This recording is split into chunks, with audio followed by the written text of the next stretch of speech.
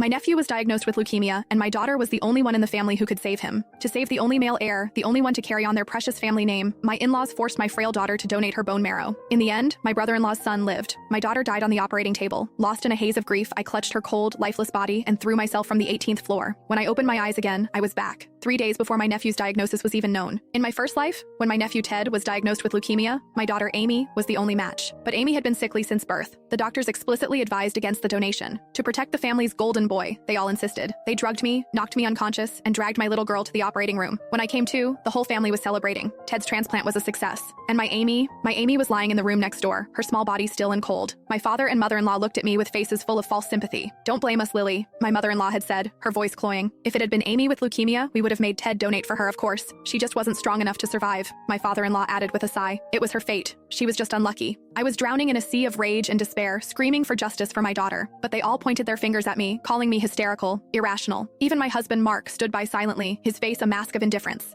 Utterly broken, I carried Amy's body to the highest floor and leaped. I never expected to open my eyes again, but here I am, 3 days before it all began. "Mommy, why are you crying?" A small voice pulled me back to reality. "Was it because I kicked off the blankets last night? Are you mad at me?" I turned, my vision blurred with tears. My daughter Amy, fresh from her nap, was looking up at me with wide, worried eyes. She was only 7, but her gaze held a wisdom that broke my heart. A fresh wave of grief and love washed over me. I pulled her into a fierce embrace, burying my face in her soft hair. "This time, Mommy won't let anyone hurt you. I swear it." I packed a bag, and the first thing I did was drive Amy to my mother's house. Later that afternoon, when I knew Mark would be off work, I called him. "Mark?" I began, my voice thick with feigned anguish. "I took Amy for a checkup today. The doctor said she has leukemia." I let a sob escape my lips. "Last time, you all said you'd make Ted donate if Amy were the sick one, didn't you? Let's see how you react to the news now." After hanging up, I drove home alone. When I walked in, my in-laws were fawning over Ted, the picture of domestic bliss. My arrival shattered the cozy atmosphere. The smiles vanished from their faces, replaced by annoyance. Before I could even step fully inside, my mother-in-law rushed forward. "Mark already told us about Amy," she said, her tone sharp and devoid of any sympathy. "We heard that even if you treat this disease, she'll be on medication for life. So we've discussed it, and we've decided it's better not to treat it. Besides," my father-in-law chimed in, not even looking at me,